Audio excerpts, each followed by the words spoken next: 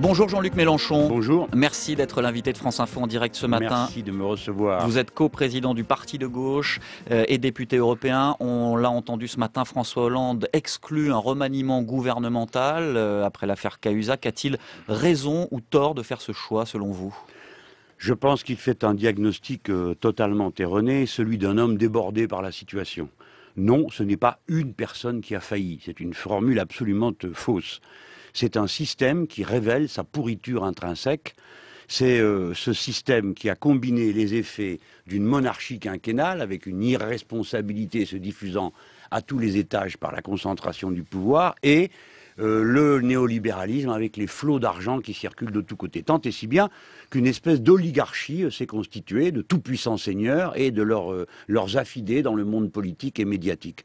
Est-ce que vous n'êtes pas frappé de voir que la chaîne des mensonges qui entoure Cahuzac commence dans le Parti socialiste et finit au Front national? C'est absolument invraisemblable. On aurait dit ça il y a une semaine, ni vous ni moi, on y aurait cru. On aurait dit c'est de l'exagération, il faut quand même pas abuser, etc., etc. Par conséquent, il faut un grand coup de balai. On ne peut pas accepter que le peuple, je vais finir là-dessus, français, qui est humilié, abaissé par ce genre de situation, la même semaine où on lui met en cause ses acquis sociaux à l'Assemblée nationale, il découvre ce spectacle lamentable. On ne peut pas accepter que le peuple ne s'en mêle pas. C'est pourquoi je veux faire la proposition que l'on manifeste le jour anniversaire du deuxième tour de l'élection présidentielle, le 5 mai prochain, dans la rue, que l'on fasse une marche citoyenne pour la 6e République, c'est-à-dire pour que le peuple s'empare par une constituante du grand coup de balai qu'il faut donner pour purifier cette atmosphère politique absolument insupportable. Jean-Luc Mélenchon, vous employez des mots extrêmement durs. Le mot pourriture, vous venez de l'employer à nouveau. Vous parlez de l'entre-soi,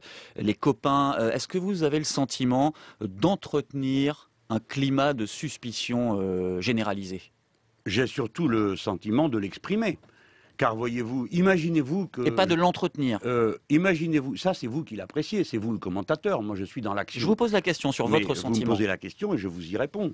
Je pense que le plus tragique pour moi serait de tenir des discours sur la nécessité de faire une 6e République et de fermer les yeux au nom de je ne sais quelle confraternité qui me rendrait suspect. Alors... lorsque je découvre des choses aussi scandaleusement inacceptables, enfin j'ai été membre de ce parti, le Parti socialiste, pendant 30 ans. Je l'ai quitté pour dénoncer une dérive idéologique et parce que je pensais qu'il fallait faire autrement. Mais j'ignorais que ceux que j'avais en face de moi étaient des menteurs, des trafiquants d'influence avec des gens d'extrême droite. Tout ça est absolument inacceptable. Des milliers de militants socialistes aujourd'hui sont meurtris. J'espère qu'ils vont se rapprocher de moi maintenant, qu'ils vont comprendre qu'ils sont déshonorés par ces fréquentations. Donc non, je n'entretiens pas, j'en prends acte, je n'entretiens pas une ambiance, j'en prends acte et j'y apporte une réponse positive, une réponse conforme à ce qu'est un républicain. Qu'est-ce qui peut nous tirer de là? La République, donc le peuple. Vous dites, Jean-Luc Mélenchon, qu'aujourd'hui, il ne faut plus croire personne et ne plus croire en rien dans ce système que vous dénoncez. Toute parole politique émanant de ce système est d'entrée discréditée. Oui, toute parole est devenue suspecte. Je suis obligé de le dire. Voyez-vous, j'ai été sur un plateau de télévision en face de M. Cahuzac. Et il a répondu à Yves Calvi, je nie tout en bloc et en détail. Et juste après, il a pris son air extrêmement arrogant pour me parler de haut, m'insulter et me faire la leçon de socialisme. Alors, voyez-vous, depuis cette expérience psychologique tout de même très traumatisante, j'aimerais que vous puissiez la vivre un jour, de voir quelqu'un vous dire en face, en vous regardant bien, pas du tout, je n'ai pas de compte, alors qu'il en a un depuis plus de 20 ans. Vous l'avez cru à ce moment-là? Mais écoutez, je fais comme vous, comme tout le monde. A priori, on n'a pas envie d'accabler les autres. Mais j'ai pris des précautions très importantes à l'époque. J'ai dit, ou bien vous mentez, c'est gravissime, ou bien Mediapart ment et c'est gravissime pour le média. C'est Mediapart qui avait raison. Et heureusement que ce journal a fait ce travail, parce que sinon on n'aurait rien su. Comme quoi les journalistes font parfois du bon travail. Parfois en effet, mais pas toujours et pas souvent. Et il est à remarquer que la vérité sera venue de la périphérie ce qui est appelé la périphérie du système médiatique, et pas de son Pourquoi la cœur. périphérie? Parce que on dit, en tout cas c'est comme ça que Plenel a présenté au début son aventure sur Internet et la création de Mediapart, c'est ce qu'on appelait la périphérie. Vous avez en France des grands médias de révérence et de référence, le mot peut être interchangé. Et ce système médiatique-là, loin de pousser à la vérité, a tout fait pour au contraire l'étouffer et la bloquer. Donc système politique pourri, système médiatique pourri. Ça, attendez, je pense que dans un instant, vous me demanderez si je dis tous pourris, et comme ça, le cycle habituel de la poule et de l'œuf... Je ne fais que reprendre vos mots, Jean-Luc Mélenchon. Non, ce ne sont pas mes mots. Vous n'écoutez pas ce que je vous dis parce que vous le vous mot sentez pourri, vous l'avez prononcé et vous vous sentez plusieurs mis fois. en cause Pas du tout. dans votre appartenance corporatiste. Mais je vous demande de réfléchir comme citoyen. Réfléchissez bien à cela. Demandez-vous pourquoi à la fois le système politique est totalement discrédité, mais aussi le système médiatique. Posez-vous la question sincèrement, car vous êtes sans aucun doute un professionnel qui a goût de son travail. Demandons-nous pourquoi on en est arrivé là.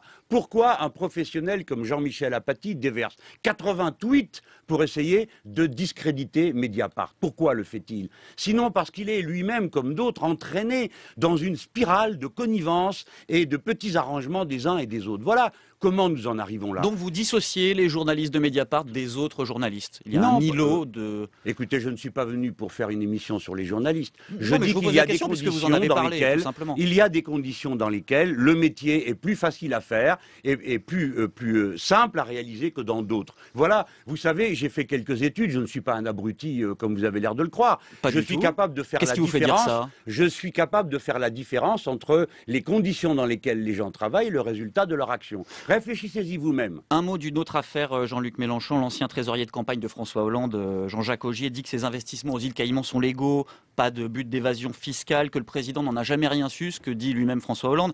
Est-ce que vous croyez à tout cela? C'est bien possible que ces gens considèrent que les questions d'argent, comme c'est souvent le cas chez les grands bourgeois, on n'en parle pas à table.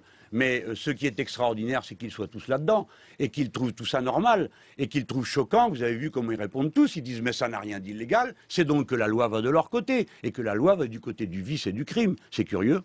Quand le parquet de Bordeaux dit qu'il est sur le point de demander un non-lieu en faveur de Nicolas Sarkozy dans l'affaire Bettencourt, est-ce que ça relève de la même question selon vous? J'en déduis que le parquet de Bordeaux doit avoir ses raisons. Si je comprends bien le système de fonctionnement de la justice, le parquet est lié au ministère de la Justice. Moi, je n'imagine pas Madame Taubira donnant des consignes personnelles.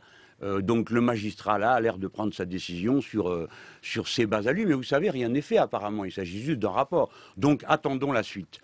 Dans le contexte qu'on vient d'énoncer, Jean-Luc Mélenchon, défiance, méfiance générale, est-ce que vous vous considérez aujourd'hui comme un opposant ou un membre de la majorité? Alors, j'ai déjà eu l'occasion de répondre sur ce point. Je suis en opposition totale à la politique que pratique ce gouvernement. Néanmoins, nous avons fait partie de ceux qui ont appelé à la défaite de Nicolas Sarkozy et donc, puisqu'il y avait que 2 bulletins, à voter pour François Hollande. Je pense que nous pourrions constituer une autre majorité, une majorité alternative, sans attendre 2017. Parce que sinon, tout mon discours reviendrait à dire aux gens, bah, écoutez, souffrez en silence jusqu'à 2017. Voilà pourquoi je n'ai jamais voulu assumer l'étiquette d'opposition. Mais on voit bien que c'est ce que je fais. Cependant, je dis que je peux faire une majorité alternative avec les écologistes et les socialistes de gauche à l'Assemblée nationale et donc proposer une autre formule gouvernementale. Mais peut-être qu'un jour ou l'autre, il faudra tout simplement s'en remettre aux élections générales. Merci beaucoup Jean-Luc Mélenchon, coprésident du parti de gauche, député européen, invité de France Info ce matin.